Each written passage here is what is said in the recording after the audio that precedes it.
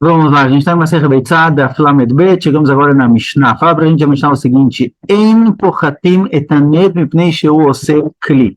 Ner, a vela, como era feita a vela antigamente, eles faziam uma bola de barro e aí amassavam com um punho para fazer um buraquinho onde era colocado o óleo e o pavio. Fala para a gente a Mishnah: não posso amassar o barro com o punho porque eu estou produzindo um kli no Yom Tov. O kli tem que ser produzido antes do Yom Tov e não no Yom Tov em si.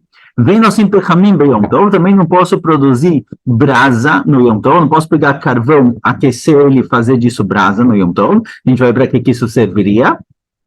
Vem Chotrim Taptilá. Também, se eu tenho um pavio muito comprido, eu não posso cortar ele em dois, porque eu também estou produzindo pavios no Yom Tov. Rabi Domer Chotchabaur. Rabi fala: olha, se eu não cortar com uma tesoura, cortar com uma vela, o calor do fogo, aparentemente, a gente vai ver o que é exatamente o que ele quis dizer, mas aparentemente o calor do fogo vai desfazer o pavio, divido em dois, aí tudo bem. Não posso usar uma tesoura, mas fogo eu posso, a gente vai ver qual a diferença.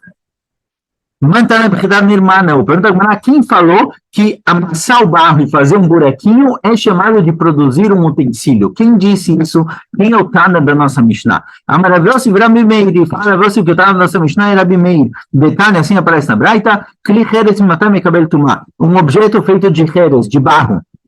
A partir de quando ele recebe tumá, ou seja, quando é considerado que ele se tornou um kli e ele está apto a receber tumá, ele fala no momento em que ele chegou no formato final, recebe tumá. Então aqui também, um pedacinho de barro que se amassou, esse é o formato final, você produzir um kli no Yom Tov é proibido.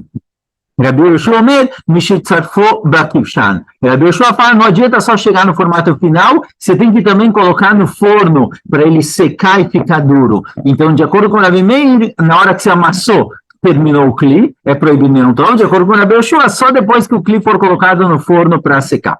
Amarlei Abaye perguntou a Abaye para ela: e quem disse que a nossa Mishnah era Rabi Meir?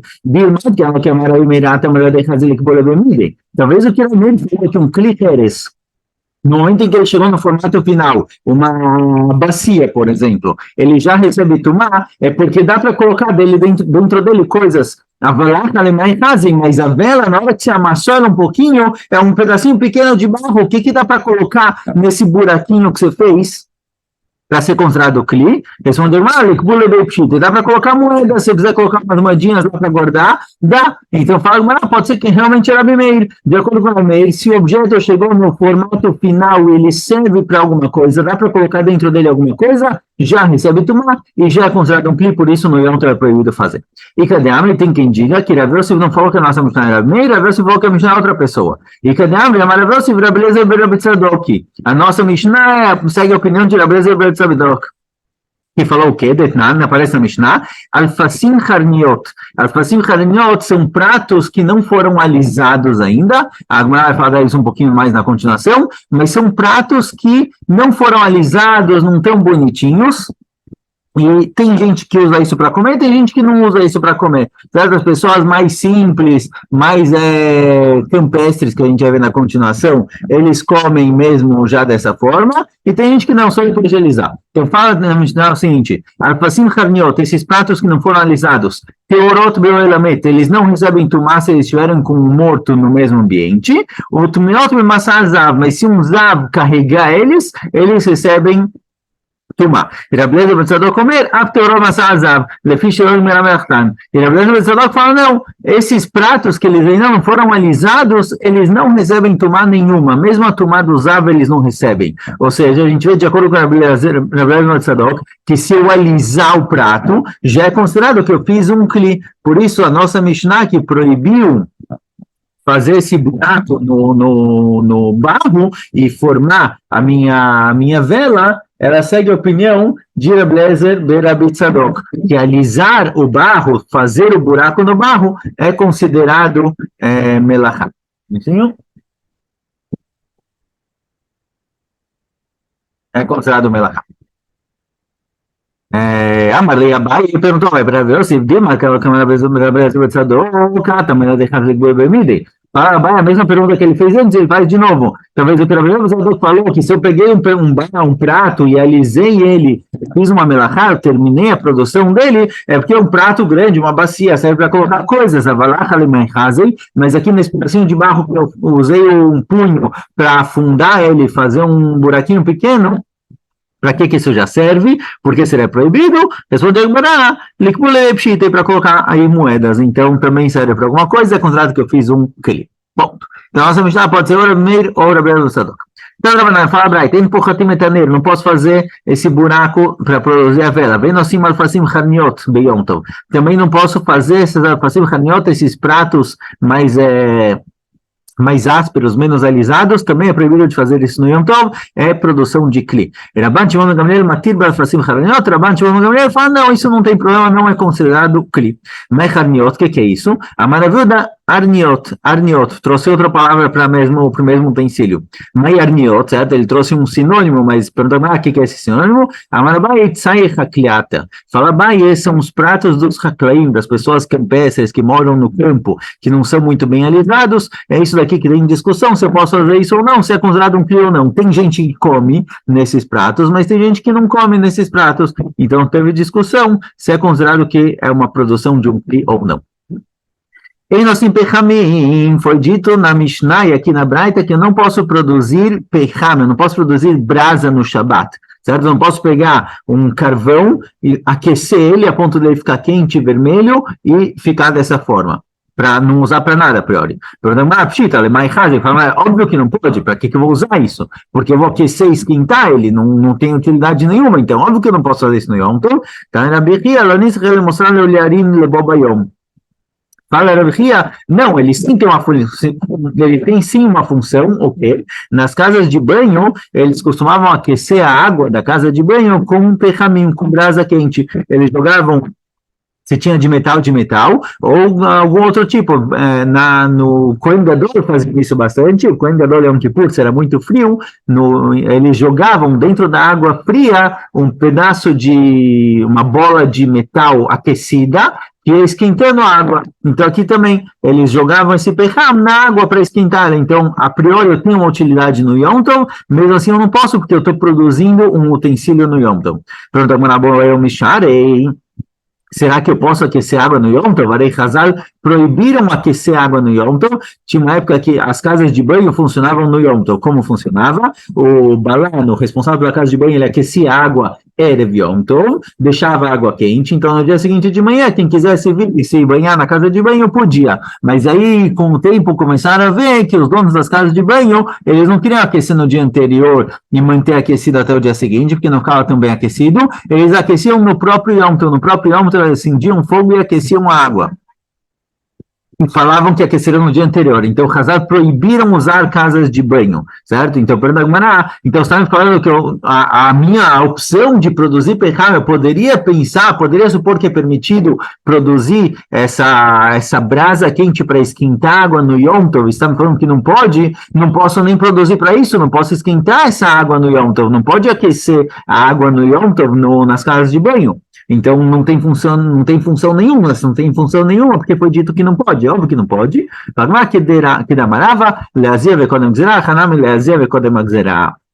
Fala Gemara que não, pode ser que eu poderia pensar que eu posso produzir essa brasa para aquecer algo que era a casa de banho depois de um tempo que não podia usar água quente, ela meio que virou uma sauna. Então eles aqueciam muito lugar para ficar bem úmido e aquecido e aí usavam isso de sauna. Isso daqui também foi proibido na continuação, mas teve um momento em que não era proibido. Então pode ser, é possível que foi dito aqui que eu não posso produzir pecham, essa brasa, é porque eu poderia produzir para aquecer a casa de banho e fazer dela uma sauna. Vem a nossa Braita e diz que não. Vem a Braita e diz que isso daqui não é permitido. Vem Chotchim et Aptilá Leshnaim. Foi dito na Braita que eu não posso cortar Aptilá em dois. De acordo com na Mishnah, desculpa. De acordo com o Rabbi, eu não posso cortar com dois, com uma faca, mas eu posso usar o fogo para cortar. Pergunta Gemara, mas na Besakin delo. Por que faca eu não posso, mas fogo eu posso? De Kametaken. Por que faca? Por que eu não posso usar uma faca para cortar? o pavio em dois? De Kamitaken Mara, porque eu estou produzindo um pavio, certo? A produção não é proibido. Beurnami, Kamitaken Mana, com fogo também. Qual a diferença se eu cortei com faca ou cortei com fogo? Os dois é produção. O que Rabiuda permitiu cortar o pavio em dois com fogo, ele está falando o seguinte, eu pego duas velas, coloco o pavio indo de uma vela até a outra, acendo no meio, e eu vou ter duas velas acesas. Então, embora em geral eu realmente não posso cortar nem com faca nem com fogo, porque de qualquer jeito eu estou produzindo um pavio menor, eu estou produzindo dois pavios, se eles forem usados nesse mesmo momento, se na hora que eu acendo o fogo e o pavio se corta em dois, ele está sendo usado por duas velas, não aparenta que eu estou produzindo, por isso é permitido. Amarav Natan Barav Amarav Mochatin et Aptilah Beyom Tov. Falou Rav Natan Barav em nome de Rav, é permitido limchot a Aptilah no Yom Tov. Mas mochatin, pergunta o que é mochatin? É tirar a escuridão, tirar a sujeira, certo? Igual aquelas lamparinas de antigamente, com o tempo, o calor do fogo, ele vai produzindo, talvez é o calor do fogo, talvez é a fumaça que vai se juntando e for ficando preto em volta da lamparina, eu posso tirar esse preto, mesmo que a priori agora vai iluminar melhor, eu só estou tirando algo que impede ele de iluminar, mas não estou realmente fazendo alguma coisa. É igual nas lâmpadas de casa, todo tipo de lâmpada fica meio preto no teto, em cima, aparentemente, não sei se é da fumaça ou do calor, algo do tipo, eu posso limpar isso no Yom Tov. Aqui eu vou limpar a lamparina para acender melhor. Para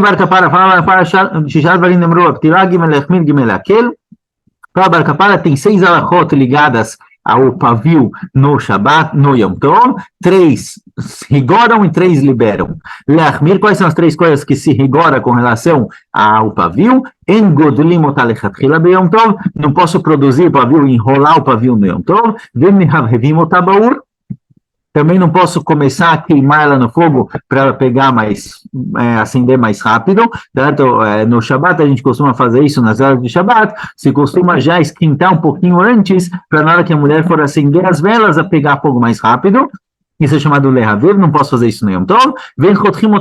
Também não posso cortar um pavio em 2. Leaquel, 3 coisas foram ditas que liberam com relação ao pavio. Mema'achabayad, eu posso amassar ela com a mão para acender melhor. Veshorabashemen, posso absorver ela em óleo. Deve ser que ela também pega fogo mais fácil.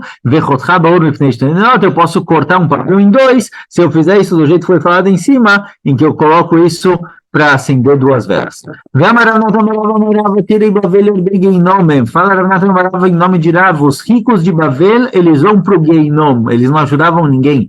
Que há de Shavtei Marinos, como alguém chamado Shavtei Marinos, e que Bavel, certa vez ele chegou em Bavel, ele não tinha trabalho, vai minar o isque, ele pediu ajuda para trabalhar, ele queria trabalhar para alguém, falou, olha, alguém pode talvez me contratar, eu recebo metade do que eu ganho, do que eu produzi, não deram trabalho para ele, também não deram para ele comida, quer dizer, não deram nem trabalho, nem tzedakah para a pessoa. Então fala Rav que os ricos de Babel, eles eram pessoas mesquinhas que não ajudavam ninguém, eles vão para o Geinom. Amar Rav Kato, esse Shavtei Bar Marinos, quando ele viu que não tinha ninguém lá que tinha pena, tinha piedade dele, estava disposto a ajudar, ele falou, isso daqui não são Yehudim, esses daqui são de Erev Rav. Quando Bnei Israel saíram do Egito, veio um grupo de pessoas chamados Erev Rav e se juntaram com Bnei Israel na saída do Egito.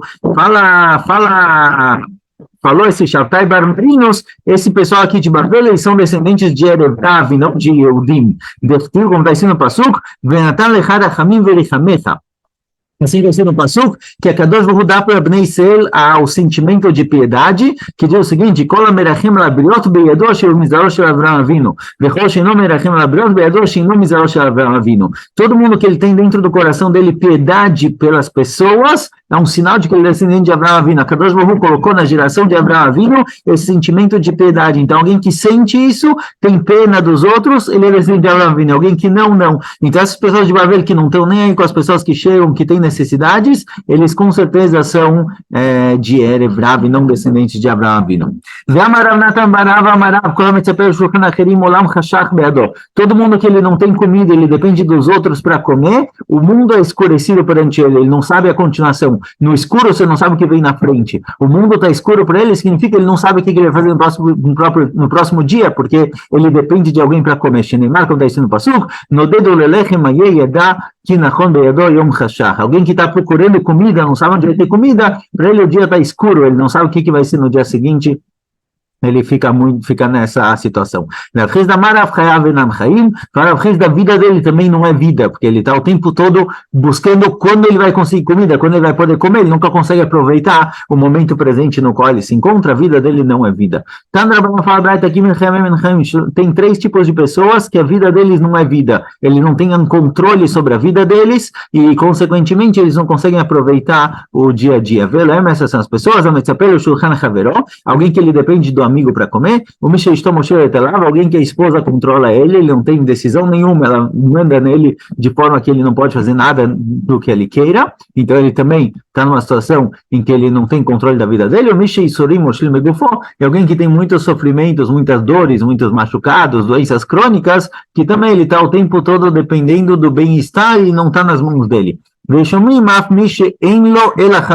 tem quem diga também que uma pessoa que só tem uma roupa e não tem uma roupa para trocar, ele também sofre a vida inteira e não consegue aproveitar a vida, porque eles, na época, tinha muitos problemas de quinim, de piolhos, e alguém que só tem uma roupa vai sujando, vai ficando sujo, vai ficando com sujo de suor, etc. Os quinim vão aparecendo, e ele não pode trocar de roupa, ele não pode lavar essa, então ele fica o tempo todo sofrendo.